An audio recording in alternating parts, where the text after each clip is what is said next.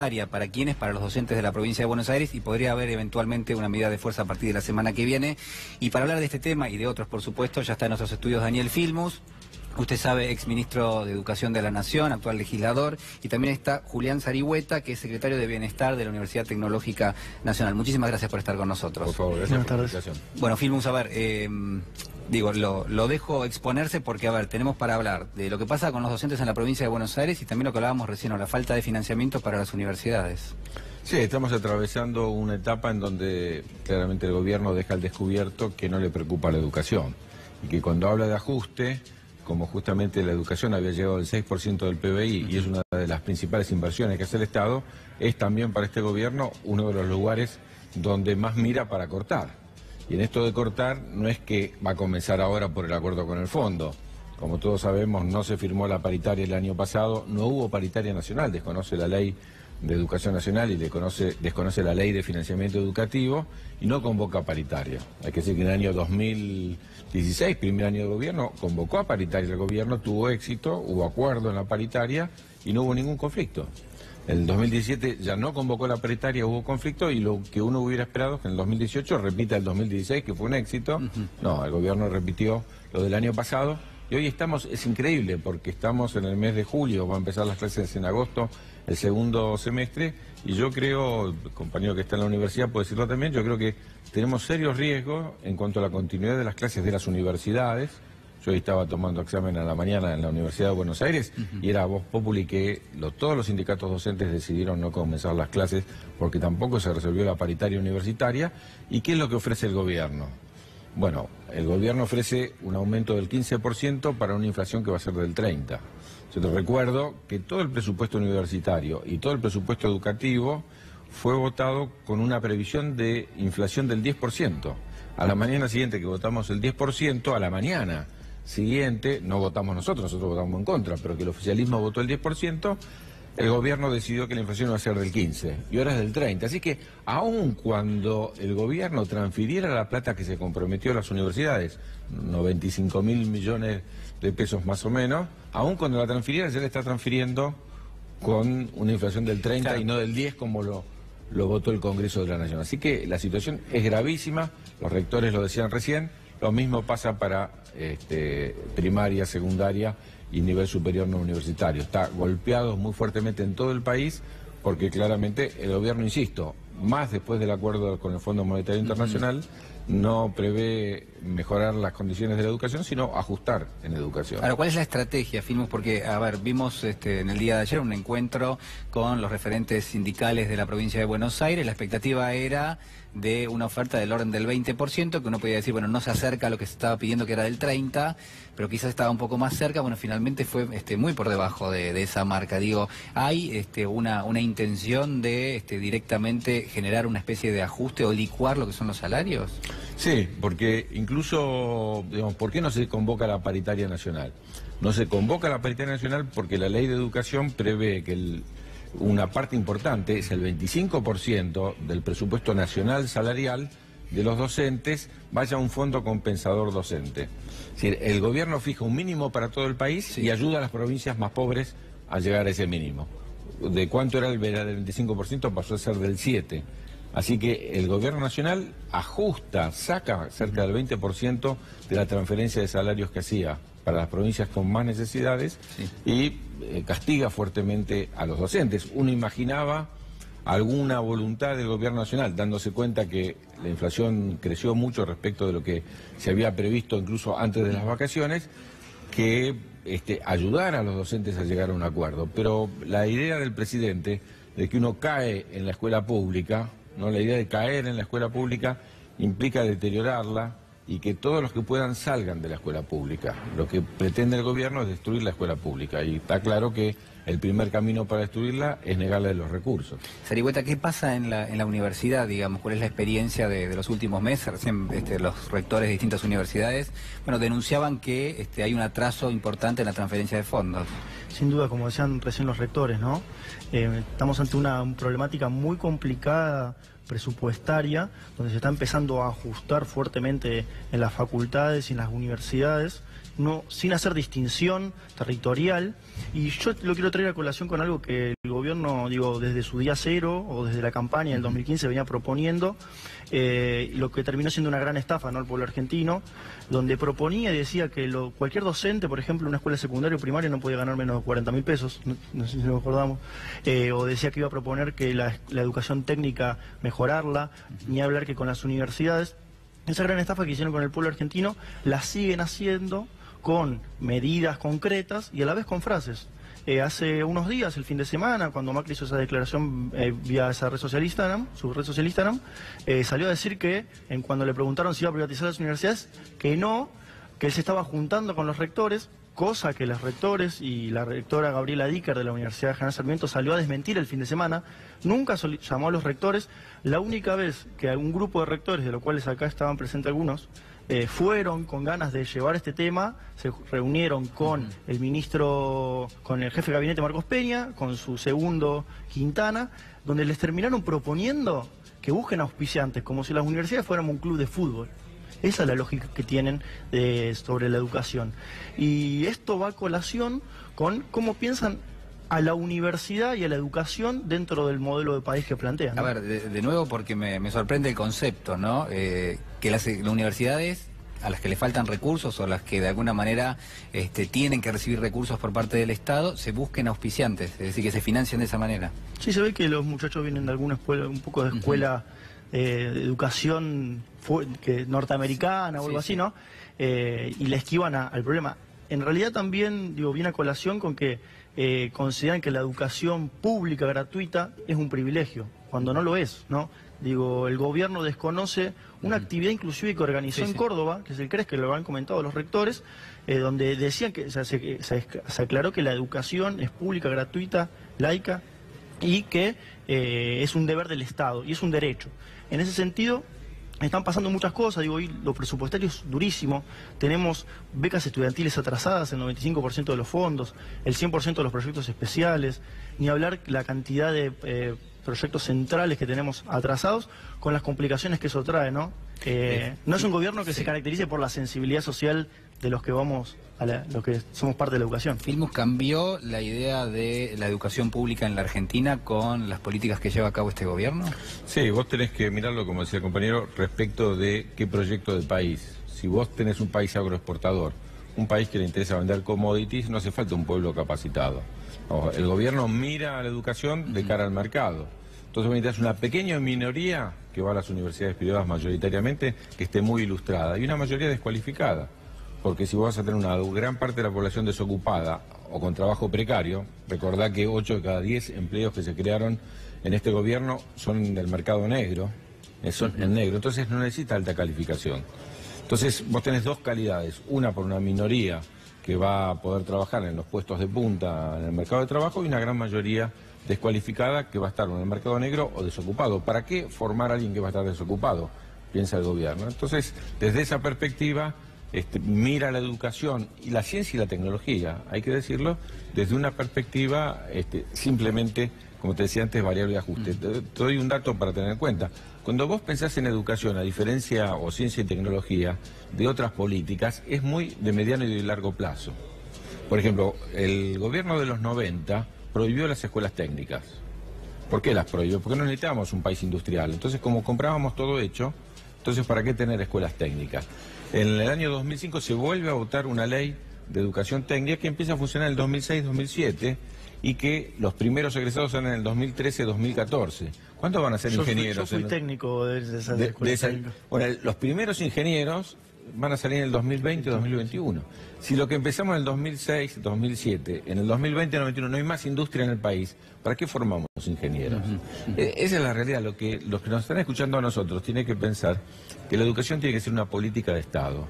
Los tiempos pedagógicos no son compatibles con los calendarios electorales. Son tiempos muy largos. Ciencia y tecnología lo mismo. Nosotros tratamos, con un programa Raíces que vos debes conocer, repatriar a los científicos. ¿Sí? Y realmente hemos logrado traer más de 2.000 científicos argentinos que estaban fuera del país. Si ahora nuevamente en el CONICET no pueden trabajar, si los salarios pasan a ser miserables, o como está pasando en muchos aspectos, hoy hablé puntualmente a la mañana con la gente del INVAP en Bariloche, el lugar por excelencia de la ciencia y la tecnología en la Argentina, una empresa pública modelo, es de las más competitivas del mundo. Como ministro de Educación, Ciencia y Tecnología, fui a inaugurar la central nuclear que Argentina abrió en Australia, que el INVAP construyó, la exportación de energía más grande. Acaba de ganar el INVAP el concurso en Holanda para una central nuclear, nuevamente de altísimo nivel, para uso en salud.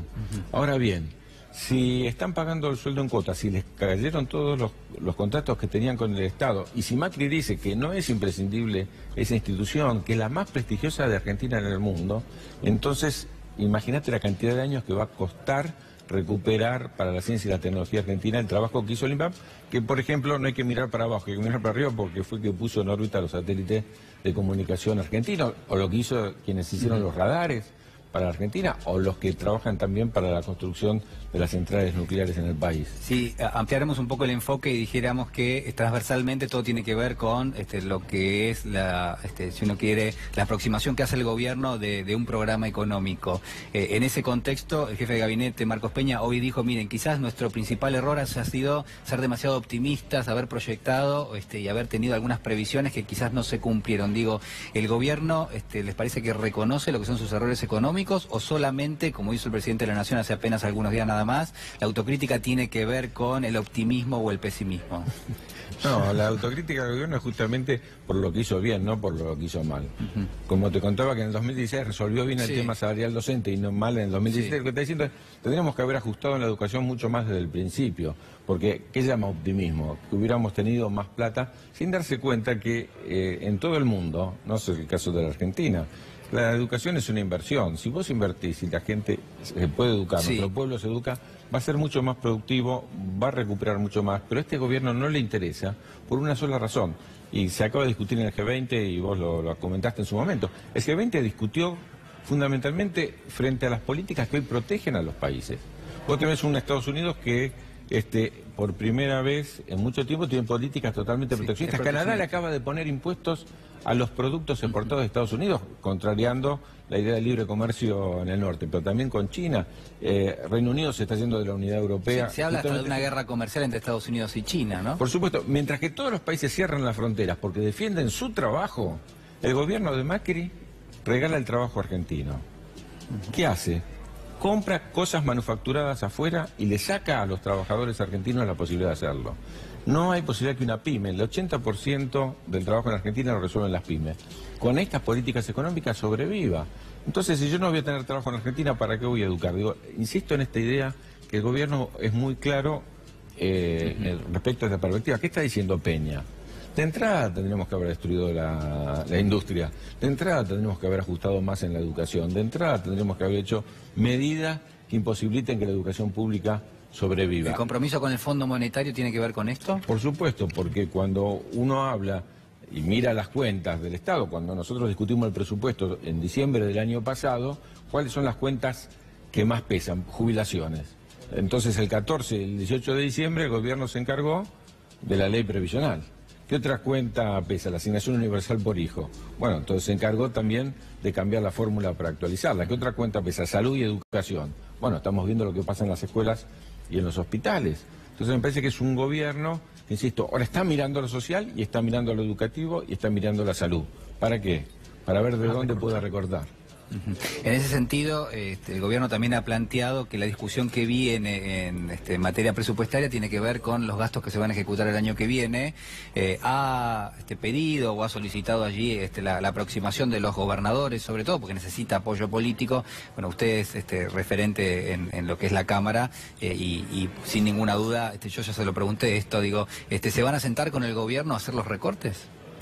Nosotros vamos a repetir una y otra vez que el Congreso es el lugar para discutirlo. De hecho, lo que se discute con el fondo después va a tener que ver con el presupuesto del año que viene. Pero le queremos decir al gobierno que no cuente con nuestra fuerza para votar un presupuesto que vaya a favor del hambre de nuestra gente. Que no cuente con nuestra fuerza para votar un presupuesto que destruya la educación, destruya la salud pública. Lo quiero llamar a las fuerzas de la oposición, que cuando votamos el tema de esta tarifa fuimos 133, es decir, ganamos holgadamente, que voten también en contra de las medidas de ajuste. Lo interrumpo un minuto nada más porque está llegando el presidente de la Nación, está allí en la rural, en la muestra del agro y... Hay algunos problemas entre periodistas. Ha generado gran confusión la presencia del presidente de la Nación. Hay empujones, como ustedes pueden ver. Bueno, allí están las imágenes, ¿eh? Hace instantes nada más llegaba el presidente de la Nación a lo que es la muestra de la rural. Y ahí está la presencia de la prensa gráfica, también de los distintos medios. Quien va allí adelante es el presidente de la Nación, Mauricio Macri. Se había anunciado su visita para las 5 de la tarde. Cuando quedan aproximadamente 17 minutos para las 6 de la tarde, hizo su llegada, su arribo. Allí está Luis Miguel Echeverri junto al presidente. Y estas son las imágenes del lugar.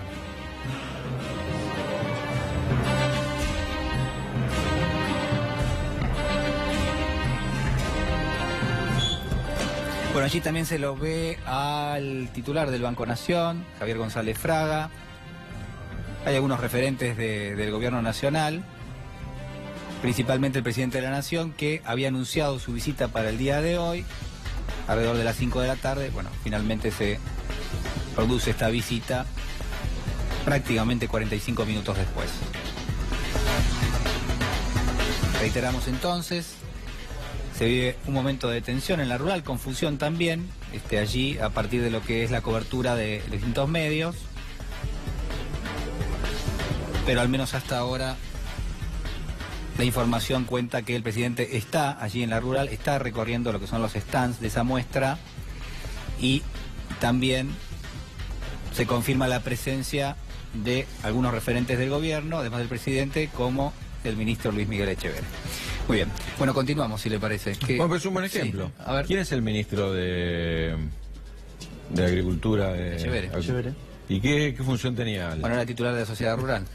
Entonces yo ya sabía hacia dónde usted iba, pero bueno. Está claro, ¿no? Digo, para atender los problemas del agro, pone a los grandes propietarios de la tierra, a la sociedad rural que concentra buena parte de los recursos. Y va a la rural en vez de atender a los rectores, por ejemplo. Ahora, por ejemplo, podríamos haber puesto como ministro de Educación, uno hubiera pensado, en lugar de Burrich, por ejemplo, al principio, un ingeniero que escasa trayectoria en educación, que aparte dijo, no me miren a mí como ministro, sino que mírenme como un gerente de recursos humanos. Está claro cuál es la mirada del gobierno. Alguien que sepa de educación o que tome alguna medida educativa. Es muy difícil decir ahora, ya hace casi 3 años que está el gobierno, una medida educativa del gobierno, una medida pedagógica. Que alguien explique en 3 años qué hicieron en educación aparte de hacer recorte. Por eso digo la diferencia que hay. Estos sectores son atendidos por sus propios dueños. Pongo al jefe de la asociación que concentra a los grandes propietarios de la tierra. Bueno, en educación pongo a alguien para hacer ajustes. Ahora, me parece que hoy dio en la tecla, Daniel, cuando comentaba cuál es el rol que se le da a la educación pública y a la universidad en sí, ¿no? Si nosotros hubiésemos utilizado la plata que entra por medio de la deuda externa o de deuda que se toma para inversión productiva, como por ejemplo el desarrollo de la energía, que hoy es uno de nuestros principales factores del déficit comercial, o para realizar grandes obras que necesita el campo argentino, que son históricas, o para, no sé, créditos blandos para las pymes. Obviamente que ahí la universidad podría tener un rol fundamental y la educación también. Las personas capacitadas están ahí adentro de esas instituciones. Por eso yo digo, como le presta atención a Echeverri y a ir a la rural, podría prestar atención a la educación y a donde está el principal problema, ¿no? Hoy también preguntaba sobre un tema del presupuesto. Sí. Me parece que la discusión del presupuesto también tiene que ver con cuál va a ser un poco la propuesta alternativa, ¿no?, al presupuesto que el gobierno va a plantear.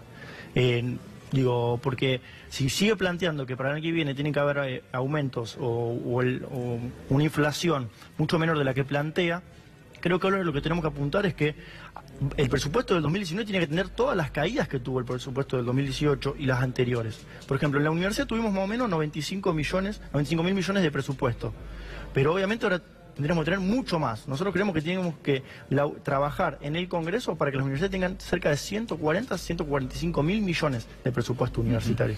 Hay que decir también que cuando hay una demora en la transferencia, obviamente hay una pérdida de aquellos que no tienen los recursos y contra una inflación importante. Hay ¿no? universidades, yo quiero detenerme en la UTN, por ejemplo, que me parece importante, porque es fundamental para el desarrollo del país. Ahí se forman los ingenieros, se forman los técnicos superiores que generan la posibilidad de que crezca el país tenga mayor riqueza y tengamos más para distribuir. Son las universidades más atacadas. Y quiero referirme a una universidad en particular, la Universidad de Jaureche.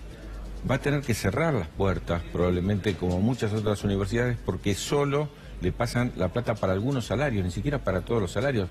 Y las tarifas aumentaron para las universidades, la luz, el gas, en forma tremenda, y realmente no tienen cómo resolverlo. Nosotros vamos a tener octubre y noviembre universidades al borde del cierre, si no es en el cierre definitivo, que no puedan tomar examen a fin de año. Pero al mismo tiempo, digo, hay que saber que esas universidades tienen una dificultad enorme y empiezan entonces a tirarse a hacer cursos de posgrado y cobrarlos.